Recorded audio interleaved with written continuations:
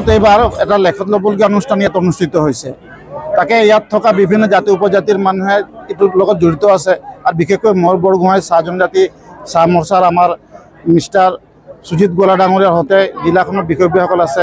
গতিকে এইসকলৰ যোগেদি ইয়াত আমি এটা সমন্বয়ৰ সৃষ্টি কৰিব বিচাৰিছোঁ আৰু চাহ জনগোষ্ঠীৰ যি কলা কৃষ্টি আছে তাক আমি বিশ্ব দৰবাৰত আগুৱাই লৈ যাবৰ কাৰণে ইয়াৰ পৰাই আমি এটা প্ৰচেষ্টা আৰম্ভ আমি ভাৰতীয় জনতা পাৰ্টি চাহ জনগোষ্ঠী মৰ্চাই আমি উদ্যোগ লৈছিলোঁ যে আমাৰ শিৱসাগৰ জিলা সমিতি আৰু আমাৰ মণ্ডলৰ আমাৰ কেওখন বাগানক লৈ পিনে আমি 5খন আঁচনিৰ এটা আমি বৃহৎ এটা অনুষ্ঠান আমি উদযাপন কৰিম আৰু য'ত নেকি একেলগে 5খন আঁচনি ঢুলিয়াই নৃত্য প্ৰদৰ্শন কৰিব।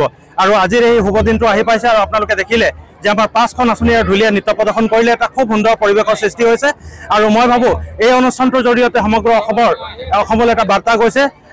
যিহেতু আপোনালোকে গম পায় যে ঝুমৰ বিনন্দীৰ দৰে এটা অনুষ্ঠান অসমৰ মুখ্যমন্ত্ৰী মহোদয়ে বা অসম চৰকাৰে পাতি পিনে বিশ্ব ৰেকৰ্ড কৰাৰ কাৰণে যি প্ৰচেষ্টা হাতত লৈছিলে, আমিও ভাবিছোঁ তাৰে এটা ক্ষুদ্ৰ প্ৰচেষ্টা হিচাপে আমি 5গৰাকী নাচনীক লৈ পিনে আমি এনেকুৱা ধৰণৰ অনুষ্ঠান পাতিবলৈ সক্ষম হৈছোঁ। আৰু আগন্তুক দিনত আপোনাৰ আমগুৰিত 11 আৰু 12 ছেপ্টেম্বৰ তাৰিখে আৰু 18 আৰু 19 ছেপ্টেম্বৰ তাৰিখে মেকিপুৰ চাহ বাগিচাত আমি 1000 নাচনীৰে এনেকুৱা ধৰণৰ এটা অনুষ্ঠান পাতিবলৈ লৈছোঁ।